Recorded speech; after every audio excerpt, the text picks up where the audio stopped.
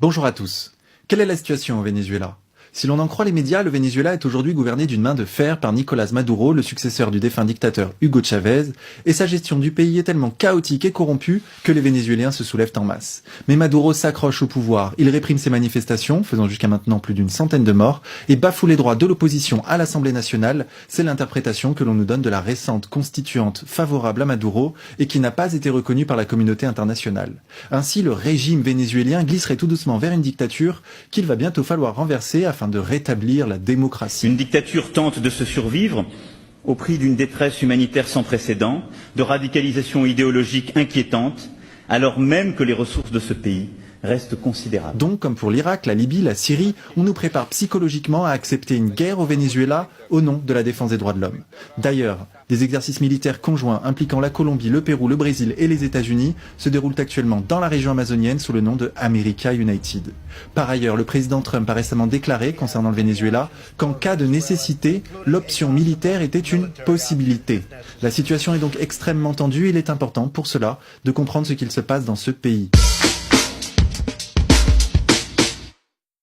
Quels sont les enjeux réels dans ce conflit, au-delà du discours médiatique ? La première chose à savoir est que le Venezuela détient les premières réserves prouvées de pétrole au monde. 1300 milliards de barils, soit environ un tiers des réserves de pétrole de la planète, se trouvent sous les pieds des Vénézuéliens. Et cela attise les convoitises, à tel point d'ailleurs que le pays a été durant tout le XXe siècle sous la tutelle des États-Unis. Et pas que le Venezuela, toute l'Amérique du Sud. C'est ce qu'on a appelé la doctrine Monroe, l'Amérique aux Américains. Le pétrole vénézuélien était exploité par des multinationales étrangères, les fameuses 7 sœurs, qui alimentaient à bon prix les besoins gigantesques de l'économie américaine. Le peuple vénézuélien, lui, ne voyait jamais la couleur de l'argent du pétrole, et l'élite vénézuélienne, l'actuelle opposition à Maduro, était remerciée pour sa complicité dans ce vol en percevant une petite partie de la manne pétrolière qui suffisait à les rendre milliardaires au milieu de la misère. C'est là qu'intervient Hugo Chavez. Hugo Chavez était un jeune militaire issu des classes pauvres du Venezuela qui s'est levé contre ça. Il a tenté un coup d'État contre le pouvoir en place en 1992 afin de reprendre le contrôle de l'industrie pétrolière et de redistribuer l'argent du pétrole aux Vénézuéliens. C'est le cœur de ce qu'il va appeler la révolution bolivarienne.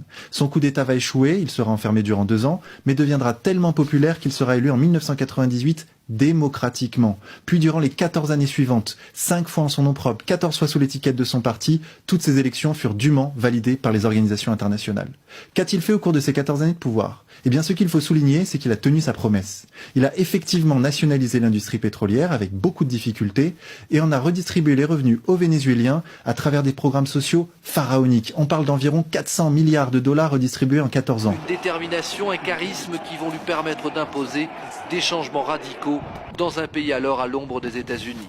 Redistribution des terres, construction de logements sociaux, mission éducative, alphabétisation. Grâce à Chavez, il se construit quelque chose ici. La qualité de vie s'est améliorée. Dans le secteur populaire, les plus défavorisés, il a beaucoup fait pour beaucoup de gens.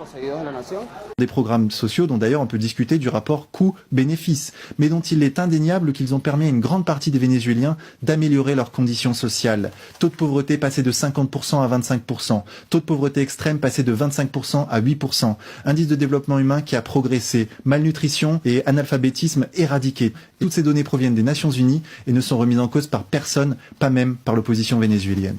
En 2013, Chavez succombe d'un cancer, mais avant de mourir, il demande aux Vénézuéliens de voter pour son bras droit, son ministre des Affaires étrangères, ex-chauffeur de bus et provenant du monde syndical, Nicolás Maduro. Alors vous me direz très bien, mais donc pourquoi le Venezuela se retrouve dans une situation si compliquée maintenant ? Eh bien, si l'on écoute les médias, on comprend quoi ? On comprend que les prix du baril ont beaucoup baissé au cours des dernières années et que Chavez et Maduro, trop incompétents, ne sont pas parvenus à diversifier l'économie de leur pays. Il serait donc logique que le Venezuela se retrouve aujourd'hui en faillite. La situation est en fait un peu plus compliquée que cela, car des pays qui dépendent de l'argent du pétrole, il y en a un certain nombre à travers le monde, et ils ne se retrouvent pas dans la situation dans laquelle se retrouve aujourd'hui le Venezuela. C'est donc qu'il y a d'autres facteurs dont les médias ne nous parlent pas. Et le premier d'entre eux, c'est évidemment que les États-Unis cherchent à tout prix à reprendre le contrôle du pétrole vénézuélien. Mais pas que pour des raisons économiques, surtout pour des raisons géopolitiques.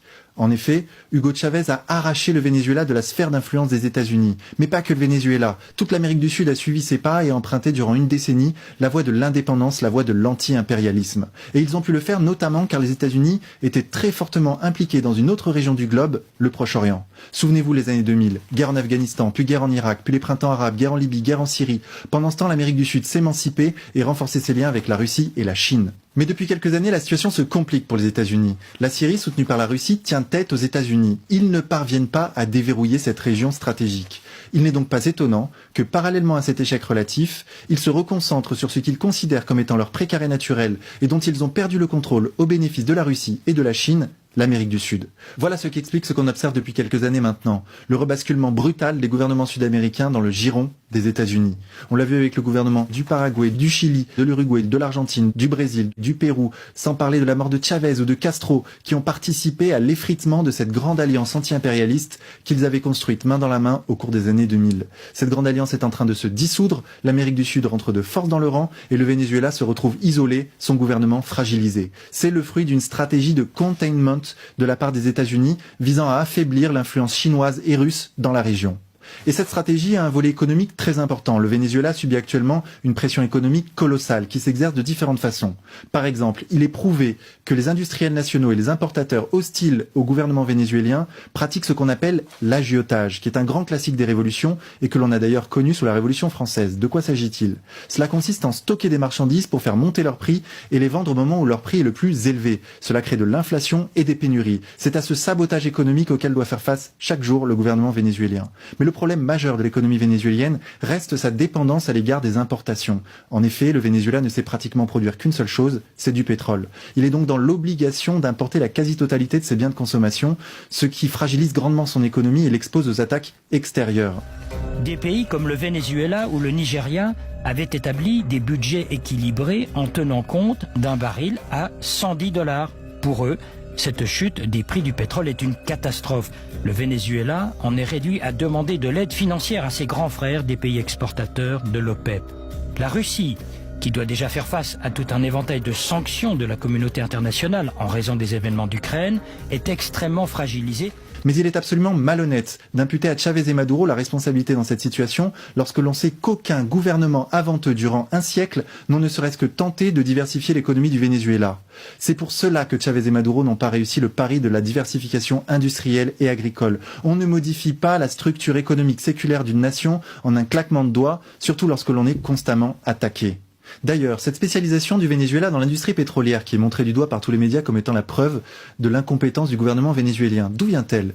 Elle est en réalité le fruit d'une stratégie globale qui ne concerne pas que le Venezuela. Tous les pays du monde ou presque ont intégré durant le XXe siècle ce qu'on appelle la division internationale du travail. Toi tu produis du pétrole, nous des services, tel autre des biens manufacturés, au nom de la sacro-sainte efficacité économique. Mais en réalité, l'interdépendance commerciale qu'elle génère a pour conséquence une soumission politique de toutes les nations à l'ordre international. Car comme tout le monde dépend de tout le monde, plus personne ne peut rien dire car le premier qui hausse le ton voit le robinet des importations se fermer, soit par les sanctions internationales, soit par la finance internationale. Il est très important de comprendre que l'attaque spéculative sur une monnaie par la finance internationale a pour conséquence la chute de sa valeur, ce qui rend les importations extrêmement chères, produisant à l'intérieur du pays attaqué de l'inflation importée et des pénuries. C'est exactement ce qui est en train de se passer aujourd'hui au Venezuela. Ce pays est puni économiquement de l'intérieur et de l'extérieur pour son insoumission politique et sa volonté d'être libre. Il se fait asphyxier économiquement, financièrement, politiquement, médiatiquement par un réseau interconnecté très puissant d'intérêts qu'on appelle l'Empire. Alors si vous êtes pragmatique, vous me direz très bien, mais donc d'une certaine façon, les Vénézuéliens ont raison de se révolter, puisque leur pays va mal. C'est vrai que si Maduro était renversé du pouvoir, l'étranglement économique sur le Venezuela, ce serait très probablement. Non pas en raison des compétences du banquier qui le remplacerait, mais en raison de sa servilité politique. Les médias ne parleraient plus du Venezuela, comme aujourd'hui on n'entend plus parler de la Libye. Mais le pays irait-il mieux pour autant ? Pas sûr. En effet, il retomberait tout simplement dans la situation antérieure à Chavez, c'est-à-dire une soumission totale aux États-Unis et le vol de ses matières premières. Et soyez certains que ceux qui remplaceraient Maduro ne chercheraient à aucun moment à diversifier l'économie du Venezuela ou à redistribuer l'argent du pétrole, bien au contraire. D'ailleurs, revenons un peu sur ces manifestations dont nous parlent en permanence les médias. On sait très bien que les médias peuvent donner un effet grossissant à un événement, suivant une stratégie qu'on a connue maintes fois à travers l'histoire et qui s'appelle les révolutions colorées. Les médias, à la solde d'intérêts extérieurs très puissants, génèrent par leur propagande une situation intérieure absolument incontrôlable afin de faire tomber les gouvernements insoumis. C'est exactement ce qui s'est passé lorsque Chavez a été renversé par la CIA en 2002, puis ramené au pouvoir par son peuple. Souvenez-vous, les médias appelaient les Vénézuéliens à descendre dans la rue, puis des snipers embusqués, placés là par les services secrets américains, ont tiré sur la foule afin qu'ensuite les médias puissent dire « Regardez, Chavez massacre son peuple ». C'était un mensonge, les enquêtes ultérieures l'ont démontré. Les leaders de l'opposition décident, en toute illégalité, de modifier le parcours de la manifestation. Ils exhortent la foule à marcher sur le palais présidentiel. Des milliers de sympathisants de Chavez se trouvent sur la place devant le palais. La confrontation semble inévitable. Des coups de feu retentissent.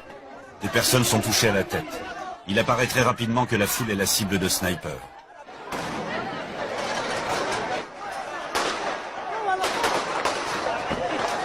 Certains partisans de Chavez tentent de riposter en tirant dans la direction des coups de feu. Ces images ont été diffusées en boucle, faisant apparaître le chavisme comme une politique meurtrière, principal coupable du massacre de Caracas. Ce que les télés n'ont pas montré, c'est la même scène mais prise d'un autre angle. La rue en contrebas est déserte. La manifestation n'a jamais emprunté ce chemin. C'est aussi ce qui s'est passé lorsque Salvador Allende a été renversé au Chili en 1973, et ainsi de suite à travers l'histoire et à travers le monde.